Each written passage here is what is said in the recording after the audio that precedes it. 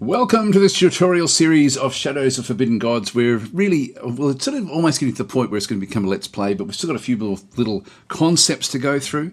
One of the things that we're coming up against is we've actually got this warding that's coming in to sort of stop the flow of enshadowment. We're getting a little bit through now. The ward's now blocking 80%. It will eventually dissipate, but it can take quite some time.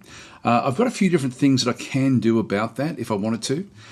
For example, if there was an heir that was like really enshadowed very, very heavily, and if we killed off this particular character, we'd then be able to bring the heir in. Now, the fact that she dislikes the shadow so much, she's going to keep on putting these wards up whenever it starts to dissipate. So we do need to be aware of that. So if we click on that ruler, I think that she will have local actions. If we just click on there, I'll just go out of there for a second. Yeah, ward against the shadow is low at the moment because there's existing wards, but she will come back in and put that one in fairly readily all the time. That's going to really slow us down in here. So we could get rid of her entirely, and that could just leave a new heir to come in who doesn't have the same dislikes. So she's unlikely. She's warding even though there's zero awareness. She's just worried about the shadow. And we've got a couple of locations, that one and this one. This one here we also really have to be careful of because he's at 24%, but he also hates the shadow.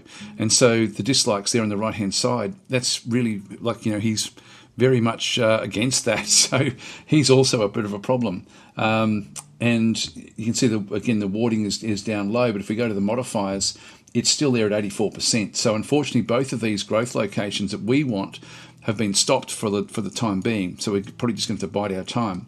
Other things that are going on, actually, other things we can do. So we can either assassinate, like if we go into the challenges in through here at this location, we will see things like brutal assassination, where we can use might to do that one. So we could use, for example, our orc to come down and actually kill her off if we wanted to, so the wards won't come back.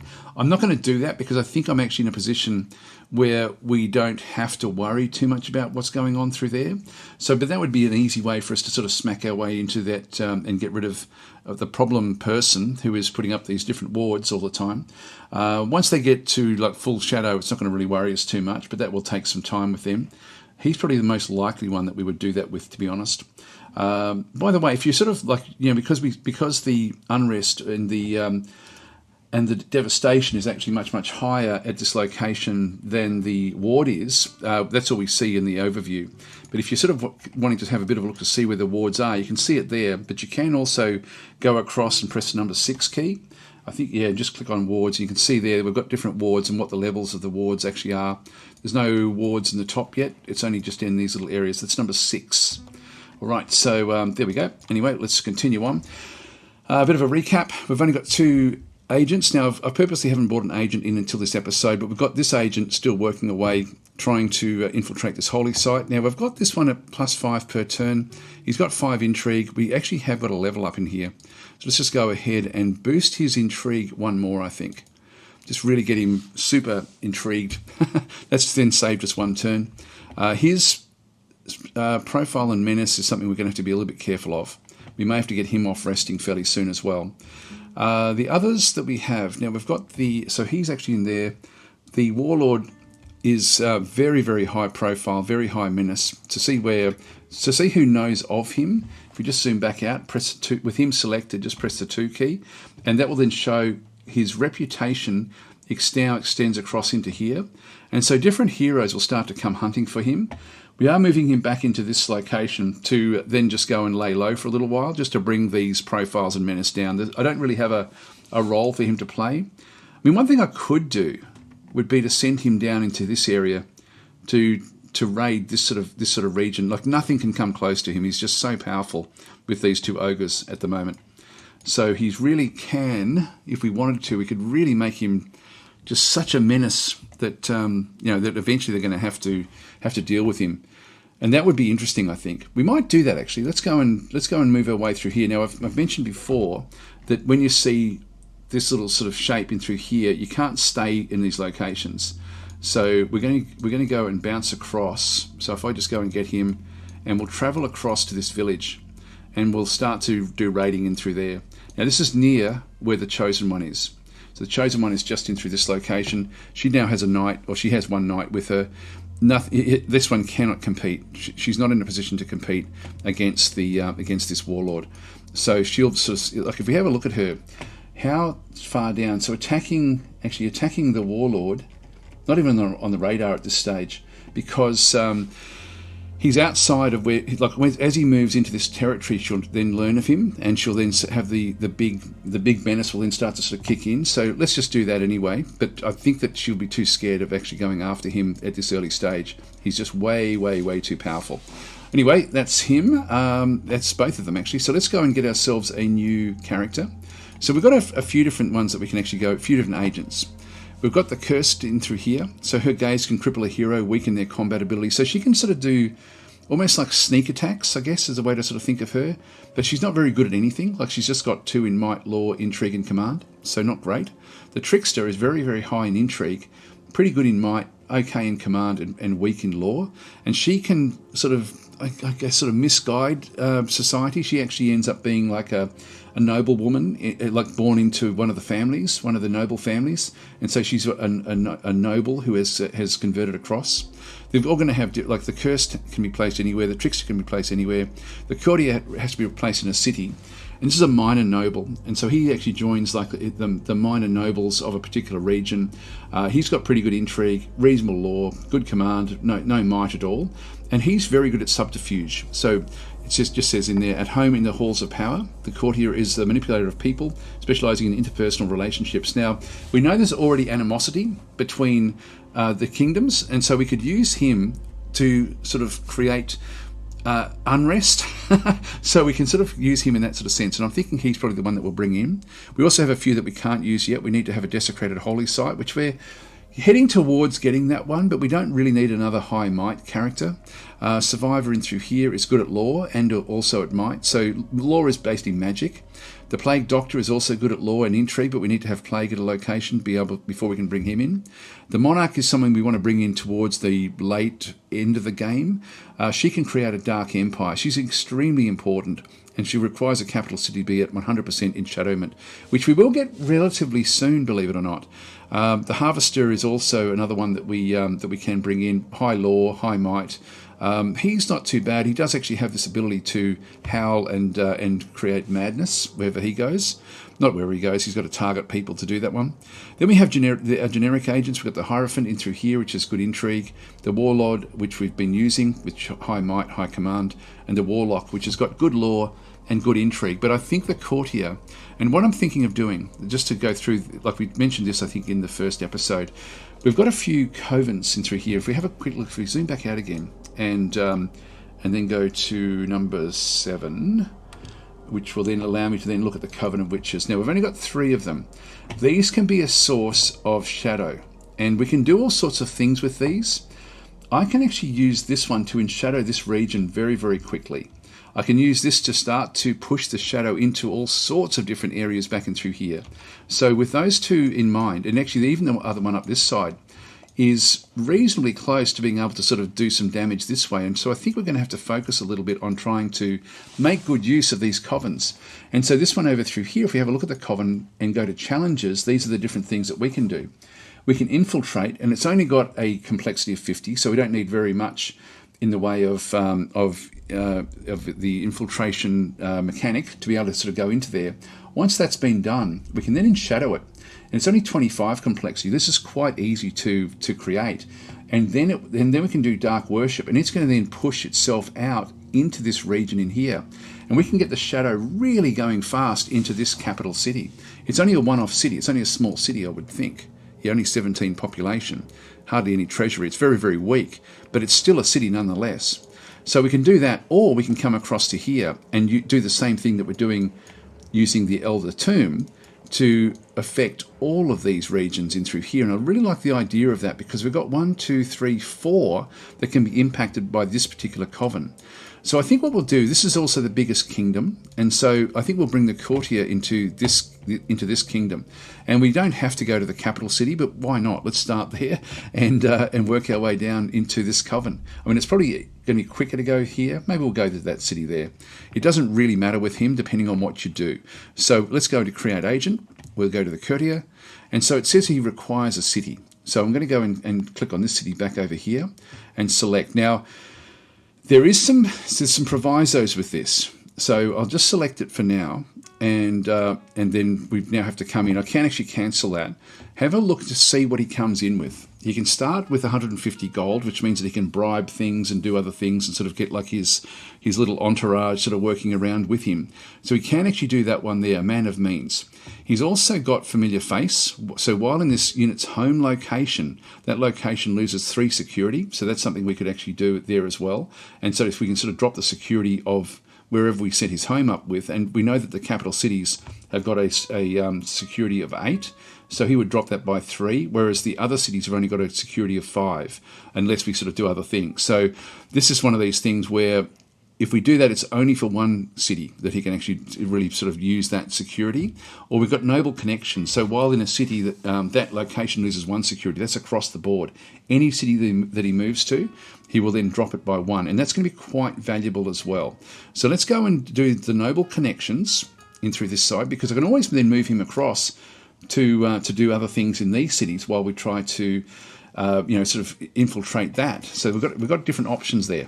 But initially what I want to do is I want to take over this coven. So he's now come in. He's got no profile, no menace. Let's just go into the actual coven itself.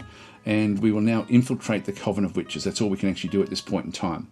Now he's got 4. It's going to take him 13 turns to get there. Probably a bit longer because there will be an event at turn 10 that will then slow him down. All right, so everyone has now got their missions. Let's just go end the turns. So he avoided the city. He went around this way. I'm not sort of, he's chasing, so he's trying to come in to disrupt us, and we're just going to keep on going into this location over here. Now, she's beginning a quest to complete training at the location of Essions. So if we now dismiss this will be a bit interesting, because she's now in through here, where she is probably now going to be aware of this particular menace that's now moved into their territories. And she can see that she's got a pretty high motivation to stop him or to disrupt him. But to attack him, she's way, way too scared of him. Like, there's only 275. So as his menace increases, that's something that may sort of kick in the future. Actually, he's at 120. It must level out at 100. Anyway, let's just keep on raiding, because that's what we're here to do. We're here to disrupt the food supply all the way through here. So we'll just keep on sort of using him in this capacity. It's a bit harder for us to do it in the citadels and in the bastions, because they're well protected. They've got like a high defense, which means that actually going in and trying to raid these, the raid complexity is a lot higher. Anyway, that's all we need to do that turn. Okay, so the Plain Horde declares war in the Kingdom of Zong. So there's another war going on between the orcs and the humans. It doesn't really matter that much. Now, actually, what that sort of does to a degree, like they'll be... this is the city of Zong. They're probably going to take this citadel, I would think. There's hardly any population there, only 1 population left. And so I would assume that they'll attack that and then try to try to kill off the humans there. Now, if that happens, we get credit for that, even though we don't do anything. Down near the bottom there, it says destroyed settlements. 2 times however many destroyed settlements. That'll be 2 points for us if they do that one. So we'll let that happen. There's no skin off our nose at all that actually would occur. Wards have been established again. So where's this one? Just missed that one. So that's down here, which we don't need to worry about. That's miles away from where we are. Just keep on ending the turn. This one has disrupted. So Prince Matt Ems has moved to disrupt the Warlord Forindau's activities. They have waited until Warlord Forindau is performing a challenge and disrupted it, causing the loss of up to 25 progress. They themselves lost 25% of their current HP due to the exertion. So they felt compelled to act due to their suspicion. Now, I don't mind this so much, so we just go to that location. And there's actually a war as well. Okay, this is interesting as well. We've got the Kingdom of Zekau declares war in the Kingdom of Zong. So the poor old Kingdom of Zong is really suffering in through here. We might have a look at that in just a minute as well. So he has now come in. We're still trying to disrupt this. So we've got 2 turns left. It hardly makes any difference. I'm going to let him alone. He's down to 5 hit points now. He doesn't have any minions. He really is just harassing us. And we're just marching on, just doing what we do. We're not worried about him at all. But he's becoming a focal point for the various heroes. And I don't mind that. that can sort of happen for quite some time.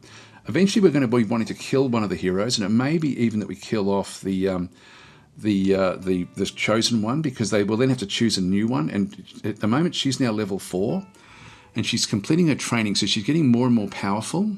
So we may actually go after her and try to get some infamy into this character. Infamy then means that if he dies, all of our other characters, a lot of their profile and menace drop way, way down in that sort of instance. So let's just continue on. And we'll see that the hero most inclined to attack the supplicant is the mediator. So it's 65, and the hero most inclined to attack the warlord. Now that's a bit of a worry, because that means that we are being noticed in through here. So that's the, is that the mediator there? Yeah. Now he does actually have one of the Manticore trophies.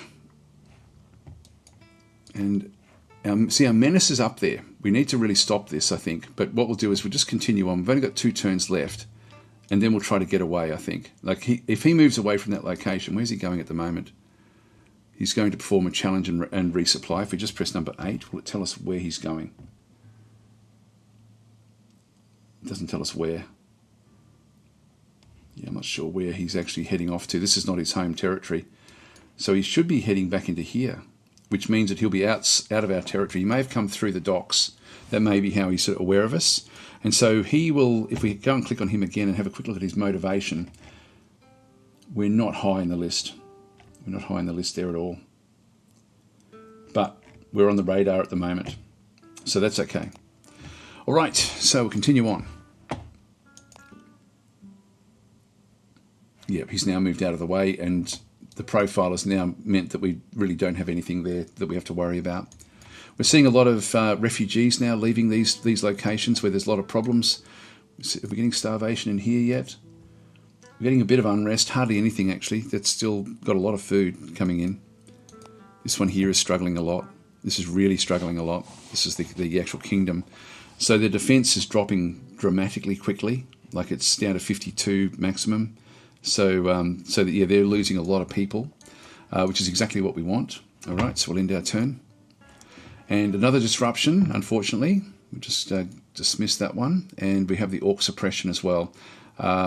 So the Horde have lost their upstart leader, killed in battle with the mediator Xin Zhao. So she's actually gone across. And if we, actually the supplicant now completes that one as well. We'll dismiss that one.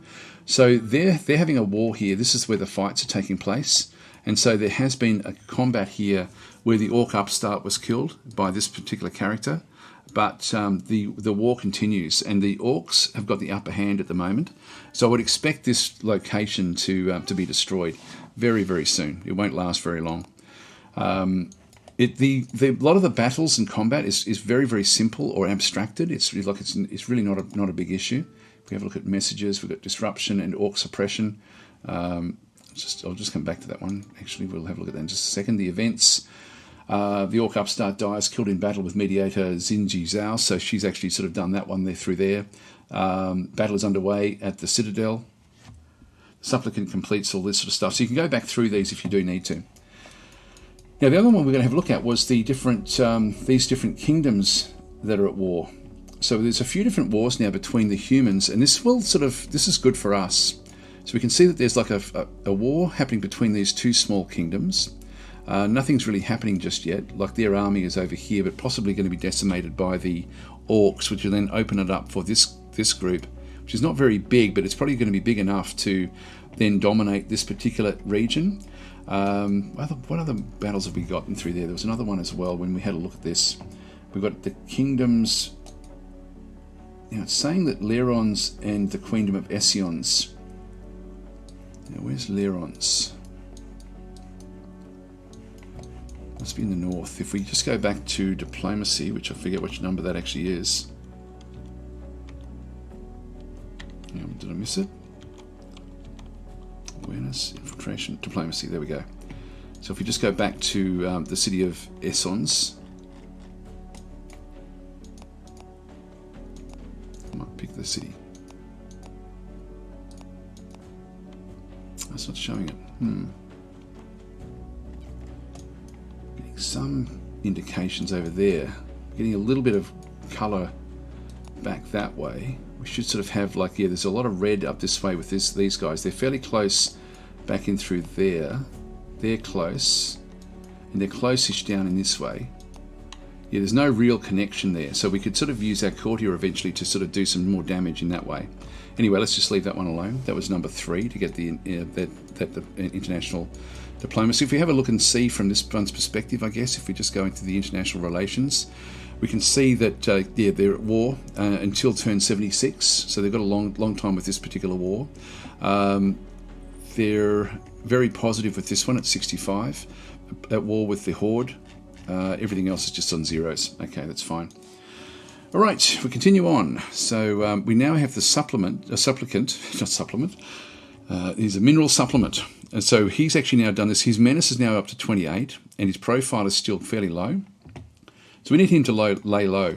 So I'm going to move him into this location. There's no sort of starish, like red star shapes. So let's just move him across, and we'll just lay low for a little while.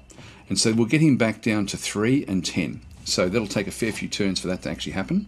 But you have to do that in a city, or in one of the orc areas, something like one of these sort of fortresses or cities. Anyway, that then means that in this location, we've now infiltrated the holy site, we've infiltrated the catacombs, so this is now 100% infiltration. The enshadowment will sort of continue on here a little bit, but it is going to be fairly slow until that ward sort of really does go away. So we'll just let that happen. So at least that's now 100%, and eventually we'll need to sort of get this one as well. Now this location, the security is down to 2. If I brought my Courtier in, that would actually then reduce that one down to 1. Which may be viable.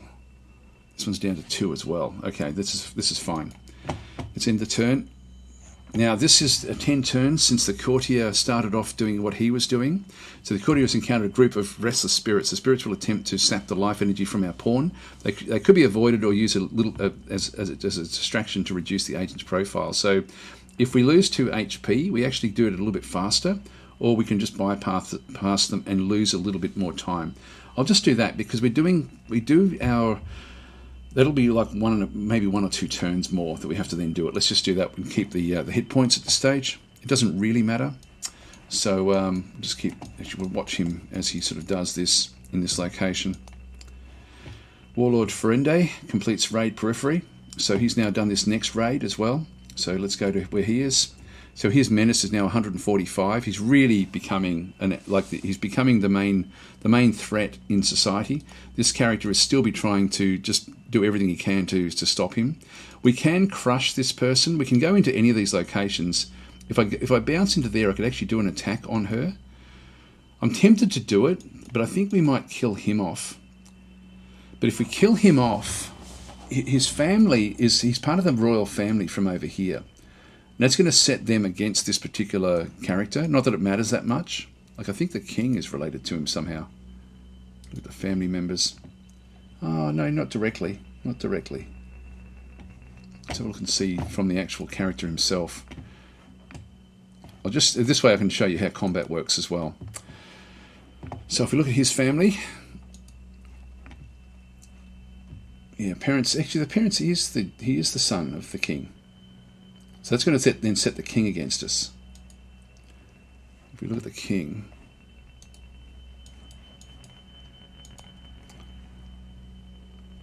he dislikes the shadow. And he'll also dislike this orc after doing this. Do we do it? Or do we just bounce in and kill her off now while we can?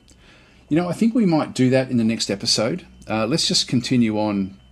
Let's go and devastate this one more level. So let's go to raid periphery yet again. It's going to take 3 turns, unless we will be disrupted by this character. New trait. Okay, so we now actually have a level up for him as well. So we're going to go with more might. That's now what we want to start to focus on, is just getting him as strong as we possibly can. So we'll end our turn there. Duchess has died of old age. That's fine. Now that will leave a spirit behind. Now, are you coming in to disrupt him as well? Yep. He's now this is what we want him to do. We want him to attract the attention of all these different people so that they spend their time focused on him. Now, this is Descent Des. She's got a fair number of hit points, reasonable attack. lowish might. She's level 2. Maybe we'll kill her off in the next episode. We can sort of go on a bit of a rampage. They will get new characters, but they'll come in at low levels. So we can sort of push them backwards a little bit with their abilities. But really, the main one we should be focusing on is the Chosen One.